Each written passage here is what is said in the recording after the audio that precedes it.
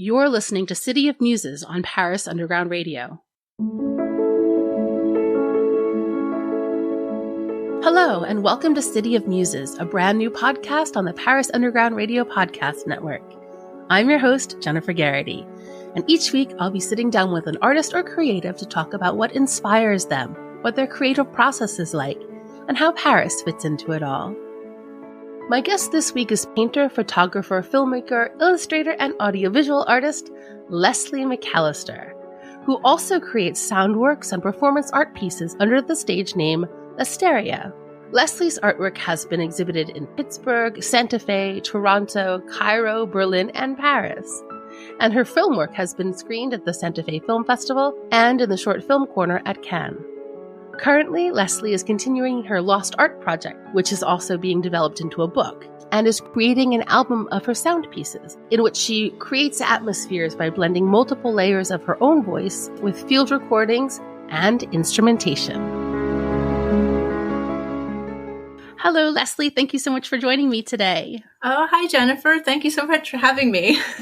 Can you start by telling us a little bit about who you are and what you do? Okay. I'm an artist. I do painting and I also do sound work, sound pieces, a little bit of everything. But growing up, my parents were both painters. So painting has been something I've been doing for a very long time. And then recently discovered sound and making sound pieces and performing and creating installations with my sound pieces and my voice and different things. It's been a fun adventure. Amazing. All right. Well, I want to talk to you about all of that. What brought you, I could tell by your accent, you're not French. So what brought you to France in the first place? Oh, I guess it's pretty cliche. I say love brought me to France, which I guess is not uncommon. There are worse things to come for. Right. No, it's true. And it's not, it wasn't a hard sell either. I was at France. Okay. Paris. Yeah, I was definitely into it. And then when I got here, then I just fell in love with it. I guess I never left. Amazing. Yeah. And so you said your parents were painters as well. Do you paint in the same style that they showed you? Not really. My mom has stopped painting, but I'm trying to get her back to start again. And my dad, we always had kind of different views on painting. He was always into painting people, and I always liked painting outside, and he hates painting outside. But so we've always kind of been at conflict with each other and how we should paint. But it's great because I think it kind of keeps us going.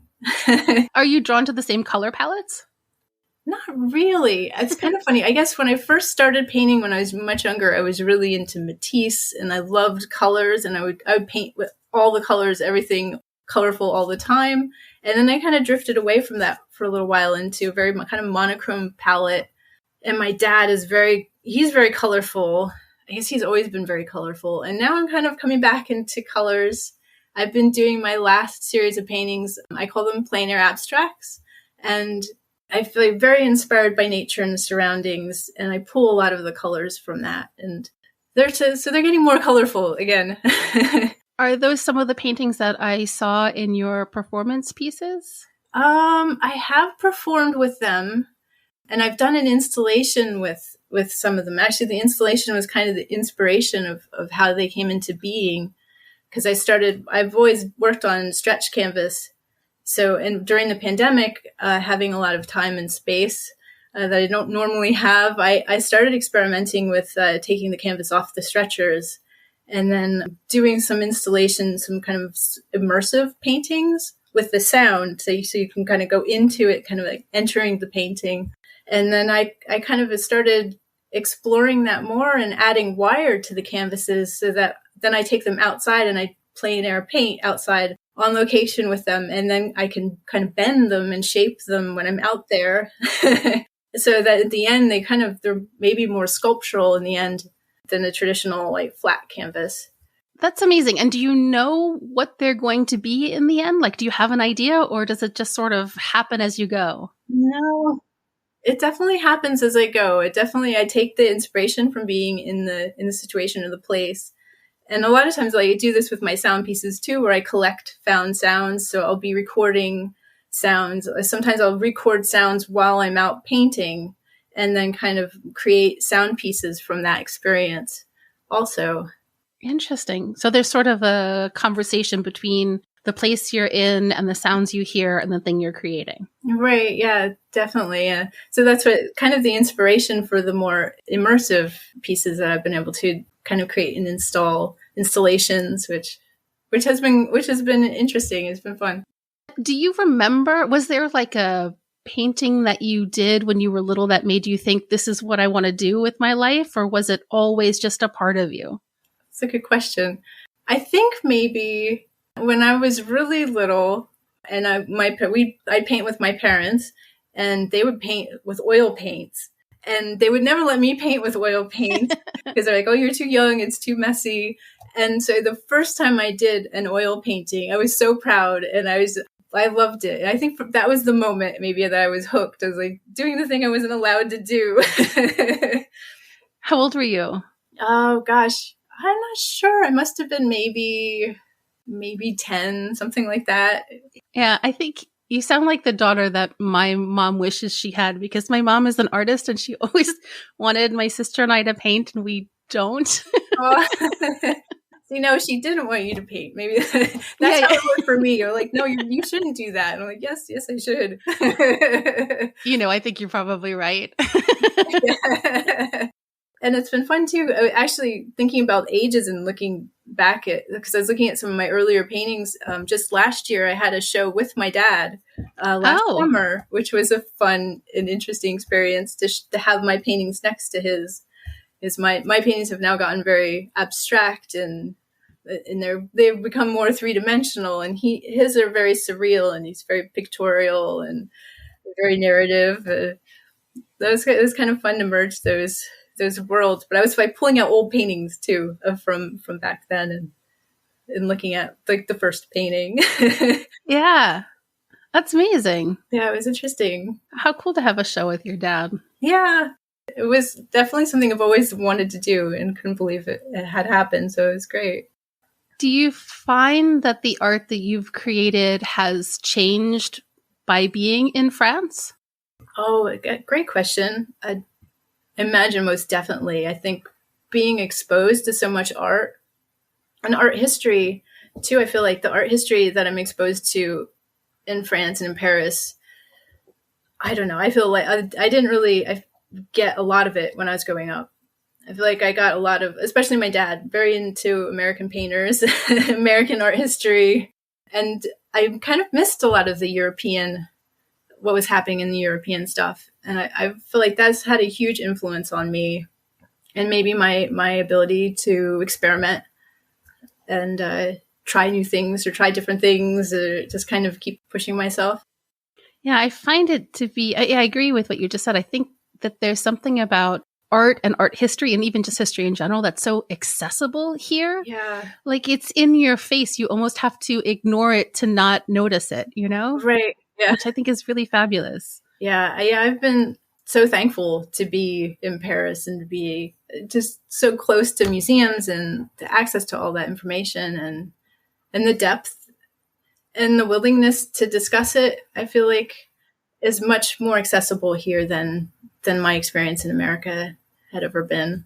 I think that's true. And I think that the conversations, I don't know, maybe this is too anecdotal, but I feel like the conversations tend to be more, I don't know, intellectual or interesting versus judgmental. Right. Yeah. No, that's true. I was thinking about that and just thinking about how coming to Paris, I felt much more free in my exploration of art than I did. I felt definitely less judged. It was like more about why or what was happening rather than, what it was. Yeah.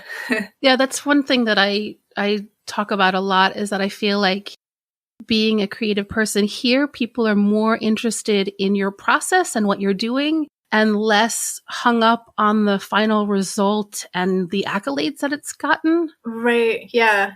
Yeah, that's been my experience too.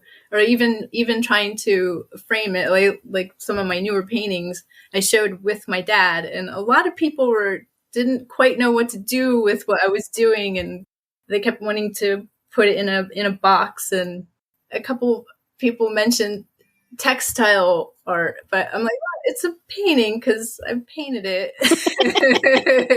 But okay, so it's kind of interesting that having to constantly like put something in a box or categorize it. Yeah, I think we're allowed to not have to prove ourselves so immediately here. I think because the nature of the culture and the way that the government approaches art as well, you're sort of just allowed, I think, to breathe a little bit more. Yeah. Rather than having to fight for it. Also, like in the US, you can't just be an artist because you're going to need to do something else to make money or you're just not going to survive. Right. Yeah. Yeah.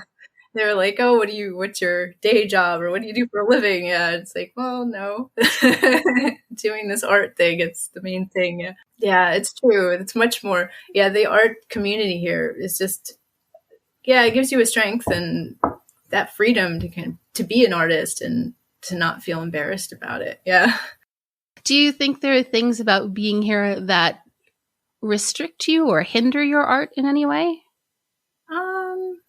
I mean, maybe because space maybe is an issue. I definitely have trouble finding space, which luckily a lot of my projects I like doing outside and I like doing in the street, which is great. And Paris is great for that. And there's lots of places to go out and make art. But if I needed a space to work inside, sometimes that's really difficult to find. And the spaces are so much tinier, which I'm a huge fan of tiny spaces, but sometimes it's useful just to have a big space so you can spread out.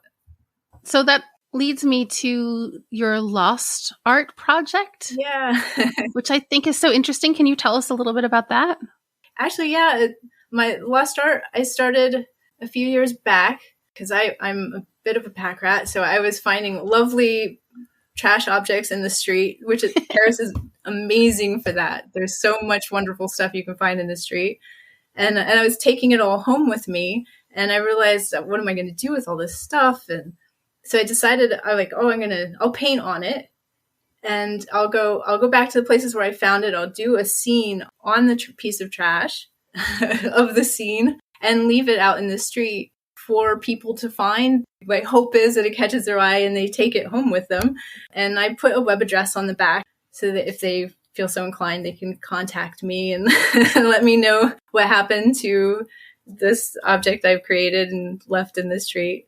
How cool. So yeah, I've been doing it for several years in different countries, and it's been it's one of my favorite things to do, I guess, is go find some trash in the street and then paint on it. But yeah, it's been an interesting project. What kinds of objects have you painted on?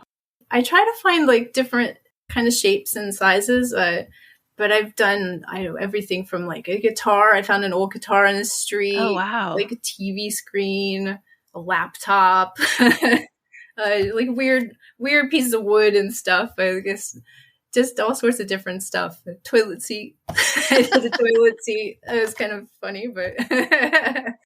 I feel like there are always toilets in my neighborhood. Like, I don't know if everyone in my neighborhood is redoing their bathrooms, but I feel like systematically there's a toilet outside like once a month. So I had to do it. I was like inclined to do a toilet seat.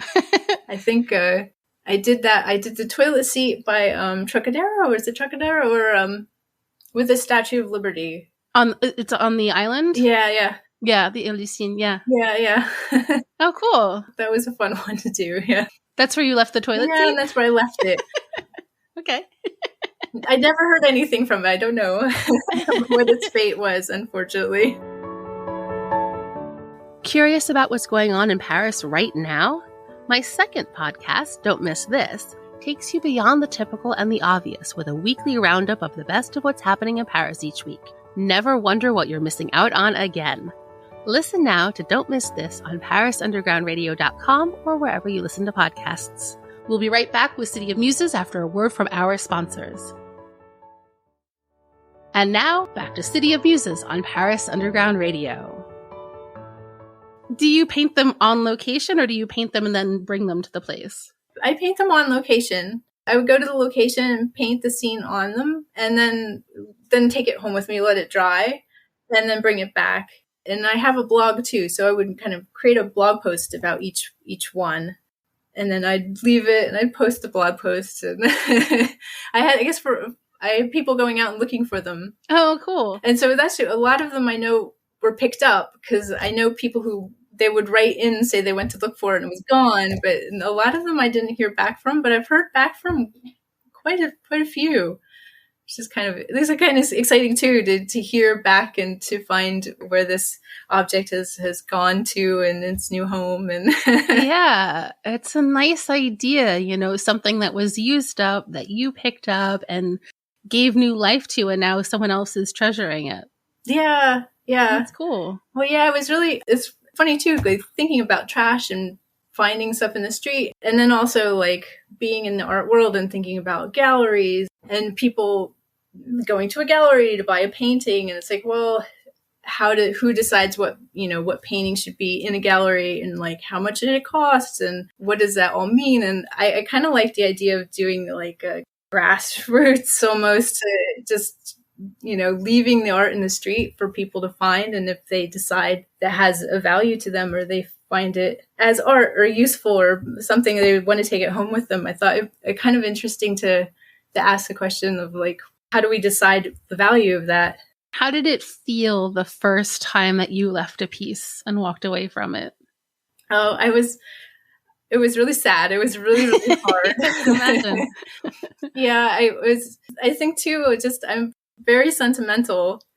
So I almost kind of like a therapy session too, to do this project and to leave things and kind of hopefully trust the universe that maybe they're not left behind forever, and just trying to accept that kind of the leaving of things. And so it was really, really difficult. Each one of them is actually really difficult to leave behind. And it's hard not to look back, and I don't want to go back and just take it with me. But yeah, so it's been a challenge, definitely. Yeah, I was going to ask if that had changed, if it was still as challenging now as it had been in the beginning.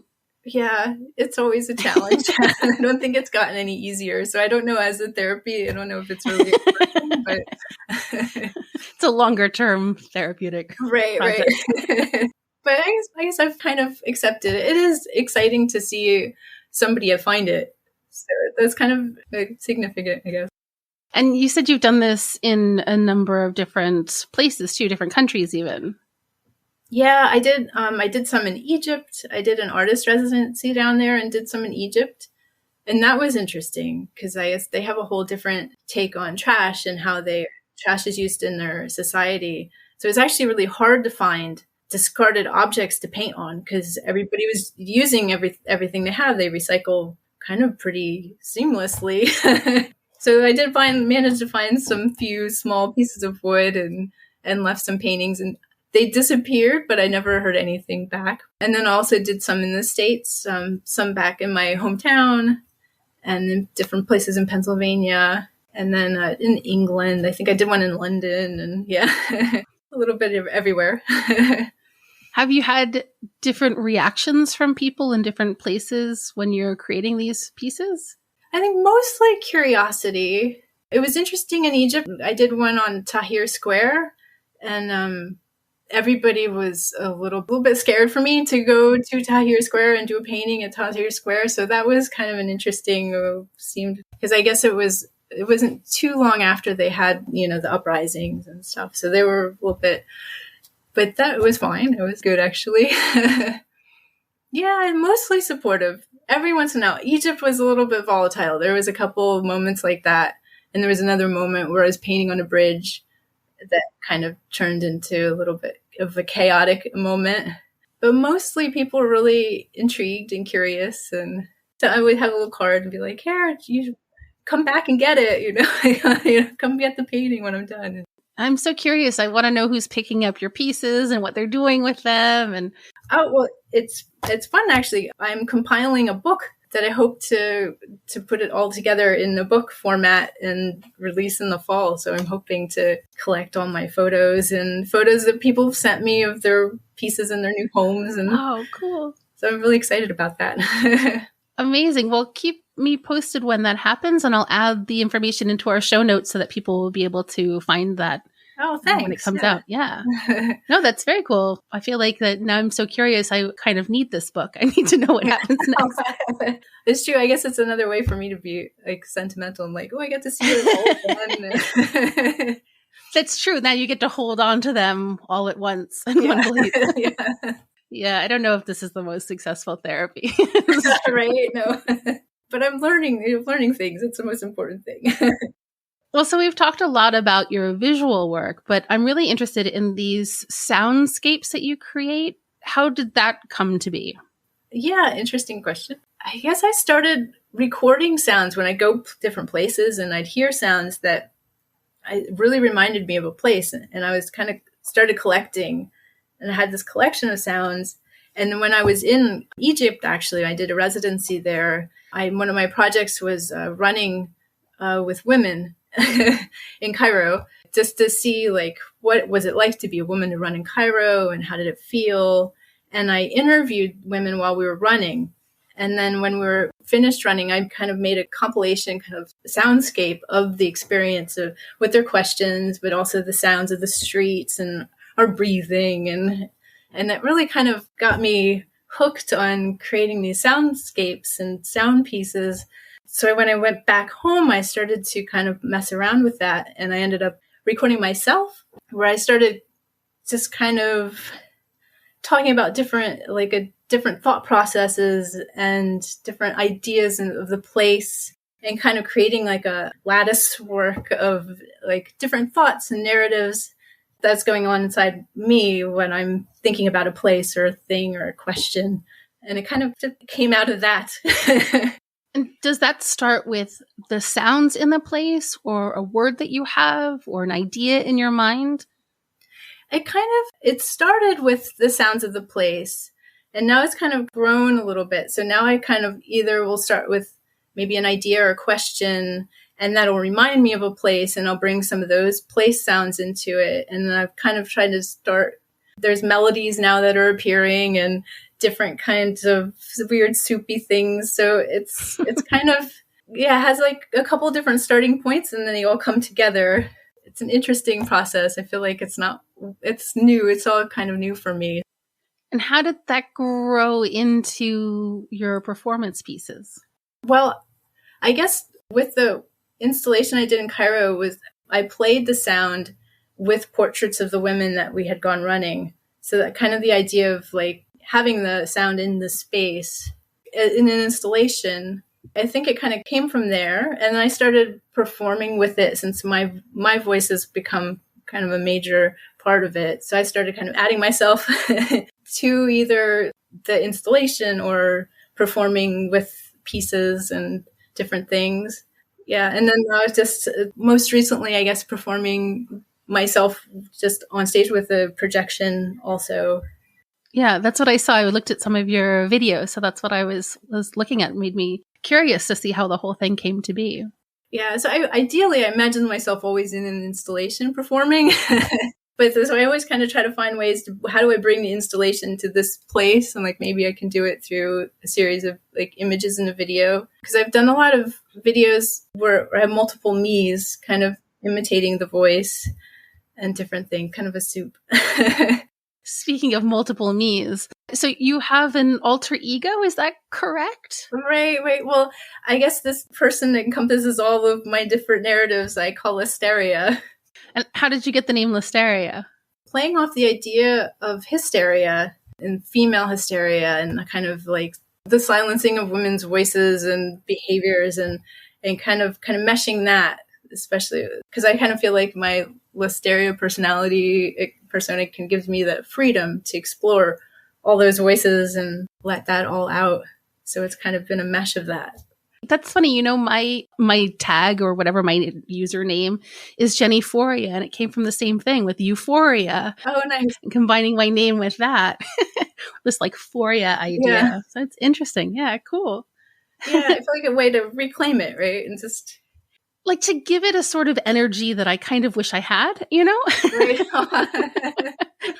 Like I feel like Jennyphoria sounds more optimistic than maybe I am in my everyday life. So it's a way to like, hi world, I'm happy to be here. Right. Yeah. Maybe that. I don't know. Yeah. Well, I relate to that. Yeah. It's true, yeah, because I think my Lesteria personality is definitely like amplified, like wilder. Right. What is it saying? No holds barred. Yeah. But yeah, kind of like a weird freedom space to just kind of, not be judged, just let it be real kind of experience. But still be a part of you. You're still in it. It's still Leslie. Right, yeah.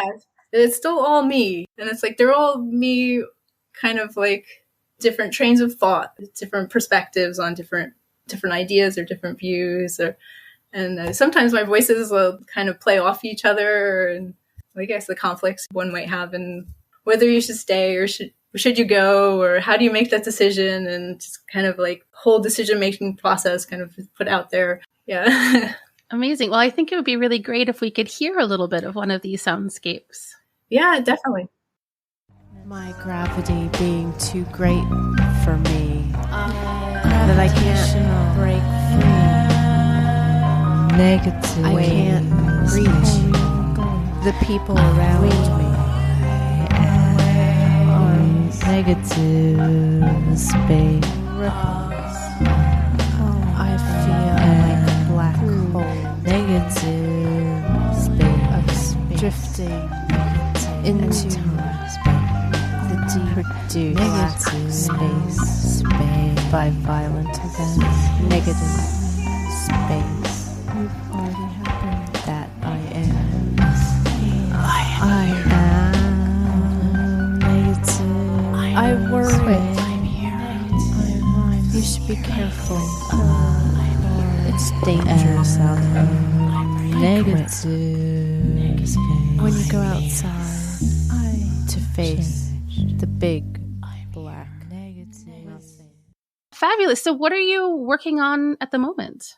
What I'm working on at the moment is compiling Lesteria pieces for a new album that hopefully will, I was thinking might come out late fall, because I'm working on doing the Lost Art book and the Lesteria album.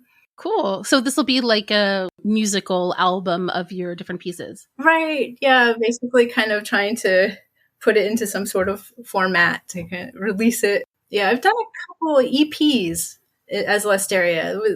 A couple more musical pieces I put on a couple of EPs. So I feel like this is going to kind of merge some of my more musical and my less musical pieces into an album. I love that. That's very interesting. Well, when that happens, let me know that too. And I'll put links in for people to come back and find all that for you. Oh, thank you. Fabulous. So where can people find you if they want to keep up to date with what you're doing and your projects and what's going on in your world? Probably the easiest, I guess, is Instagram, Facebook, Twitter. I have Lesteresque as my painter persona, and Lesteria Sounds is my sound persona. And also my website, lesliemcallister.com. You can find me through there, all the different platforms, and not quite as up to date as the other ones, but fabulous. All right, well, so I will put links in for all of this so that people will have no excuse but to search you out and find out what's going on in your world. Aw, thank you. Thank you so much for speaking with me, Leslie. This was really wonderful. Oh, thank you so much, Jennifer. It's been a pleasure. Thank you for listening to City of Muses. If you like what you've heard, please take a moment to rate and review it. This is the fastest and easiest way to help support the podcast. Tell a friend who could use a little inspiration. You can also subscribe to the Paris Underground Radio newsletter over on our website, which comes out every Sunday and gives a little peek into what's on the network for the week ahead. I'm your host, Jennifer Garrity, and you can find me on all socials at Jennyphoria. That's JennyPhoria. Thank you for listening, and may you find inspiration wherever you go. City of Muses was produced by Jennifer Garrity for Paris Underground Radio.